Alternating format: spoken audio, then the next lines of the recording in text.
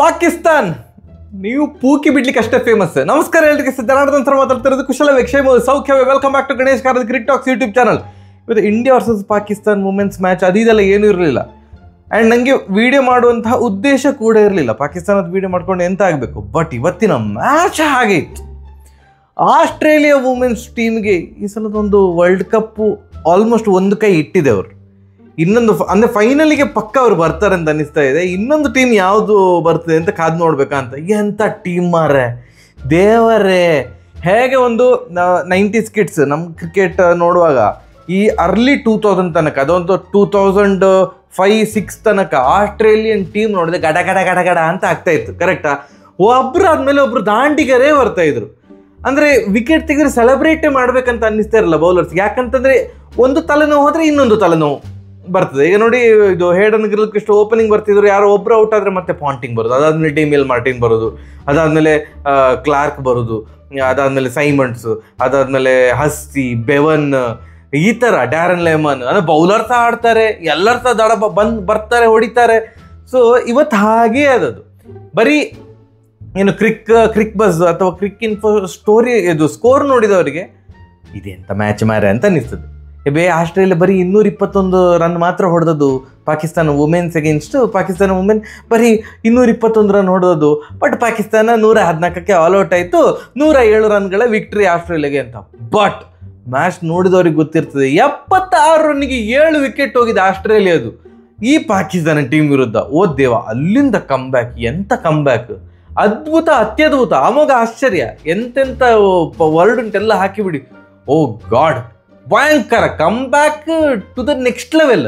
76ಕ್ಕೆ 7 wicket ಹೋಗಿದೆ, 115ಕ್ಕೆ 8 wicket ಹೋಗಿದೆ. 8 ವಿಕೆಟ್ ಹೋದ್ಮೇಲೆ ಆಟ ಶುರು ಇರೋದು. ಓ ದೇವ, ಕೊನೆಗೆ 9ನೇ ವಿಕೆಟ್ ಬಿದ್ದಿದ್ದು 49.6. ಅಂದರೆ ಲಾಸ್ಟ್ ಓವರ್ನ ಕೊನೆ ಎಷ್ಟಕ್ಕೆ 9ನೇ ವಿಕೆಟ್ ಬಿದ್ದದ್ದು. ಸೊ 9th ವಿಕೆಟ್ಗೆ ಬಂದ ಪಾರ್ಟ್ನರ್ಶಿಪ್ 106 ರನ್.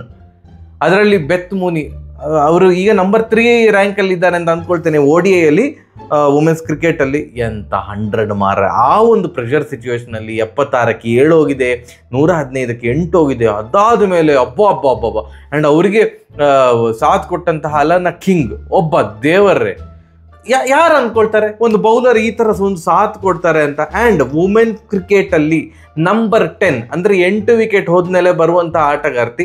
ಸೊ ನಂಬರ್ 10ನಲ್ಲಿ ಬರುವಂಥ ಆಟಗಾರ್ತಿ 50 ಹೊಡೆದ ಒಂದು ಎಕ್ಸಾಂಪಲ್ಲೇ ಇಲ್ಲ. ಫಾರ್ ದ ಫಸ್ಟ್ ಟೈಮ್ ಅವ್ರದ್ದು ವರ್ಲ್ಡ್ ಕಪ್ ಅಂತಲ್ಲ, ವುಮೆನ್ಸ್ ಕ್ರಿಕೆಟಲ್ಲಿ ನಂಬರ್ 10ನಲ್ಲಿ ಬಂದಂಥ ಆಟಗಾರ್ತಿ 50 ಹೊಡೆದದ್ದು ಫಸ್ಟ್ ಮ್ಯಾಚ್ ಇದು. ಒನ್ ಪಾಯಿಂಟ್ ಆಫ್ ಟೈಮಲ್ಲಿ, ಇನ್ನೇನು ಮ್ಯಾಚ್ ಈಗ 50 ಓವರ್ ಮುಗಿತದೆ ಅಂತ, ಇನ್ನೇನು 48 ಓವರ್ ಏನೋ ಆದಾಗ 42 ಬಾಲ್ಗೆ 26 ರನ್ ಹೊಡೆದಿದ್ರು ಅಲನಾ ಕಿಂಗ್ ಅವರು.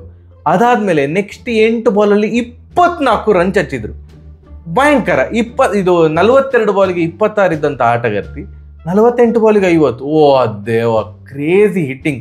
ಕೊನೆಗಂತೂ ಲಾಸ್ಟ್ 4 ಓವರಲ್ಲಿ 50ಕ್ಕಿಂತ ಜಾಸ್ತಿ ರನ್ ಹೊಡೆದ್ರು. ಎಂಥ ಪಾರ್ಟ್ನರ್ಶಿಪ್ಪು! ಈ ಥರದ ಕಮ್ಬ್ಯಾಕ್ ಎಲ್ಲ ಯಾರು ಕೂಡ ಎಕ್ಸ್ಪೆಕ್ಟ್ ಕೂಡ ಮಾಡಿರಲಿಲ್ಲ, ಅಂಟಿಲ್ ಆ್ಯಂಡ್ ಅನ್ಲೆಸ್ ಆ ಟೀಮ್ ಆಸ್ಟ್ರೇಲಿಯಾ ಆಗಿರಬೇಕು. ಮತ್ತೆ ಪುನಃ ಪ್ರೂವ್ ಮಾಡಿದ ಅವ್ರು ಯಾಕೆ ಕ್ರಿಕೆಟ್ ಜಗತ್ತಿನಲ್ಲಿ ಅವರು ಭಯಂಕರ ಟೀಮ್ ಅಂತ.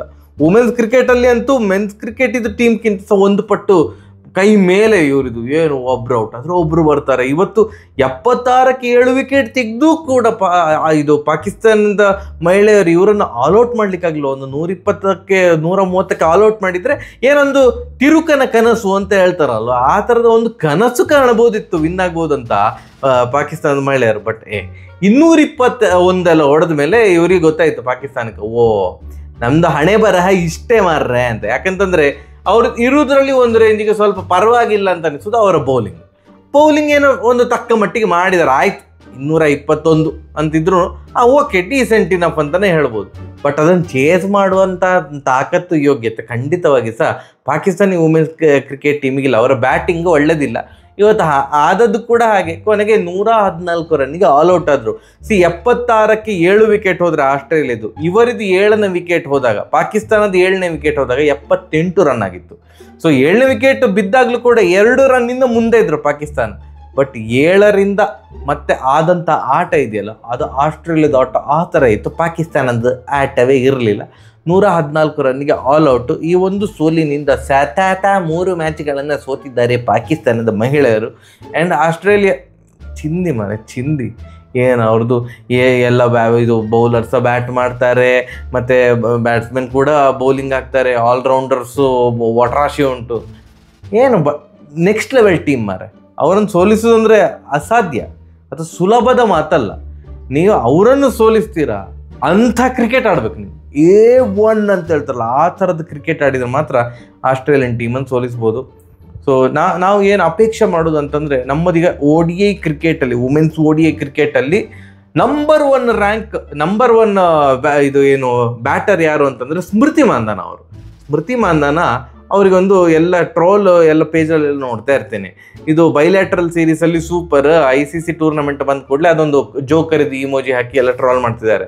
ಸೊ ಐ ಹೋಪ್ ಈ ಒಂದು ICC ಟೂರ್ನಮೆಂಟಲ್ಲಿ ಸ್ಮೃತಿ ಮಾಂಧಾನ ಅವರು ನಾನು ಯಾಕೆ ನಂಬರ್ 1 ಬ್ಯಾಟರ್ ಅಂತ ಅವ್ರು ಪ್ರೂವ್ ಮಾಡಬೇಕು. ICC ಟೂರ್ನಮೆಂಟಲ್ಲಿ ಅವರು ಸೂಪರಾಗಿ ಆಡಲೇಬೇಕು. ಇಲ್ಲದಿದ್ದರೆ ಅವರ ಕರಿಯರ್ ಮುಗಿಯೋ ತನಕ ಇದೇ ಥರದ ಒಂದು ಆಪಾದನೆ ಕೇಳಿ ಬರ್ತಾ ಇರ್ತದೆ. ಬೈಲ್ಯಾಟ್ರಲ್ ಸೀರೀಸಲ್ಲಿ ಸೂಪರ್, ICC ಟೂರ್ನಮೆಂಟಲ್ಲಿ ಜೋಕರ್ ಅಂತ ಅಂದ್ಕೊಂಡು. ಹಾಗೆ ಆಗದಿರಲಿ.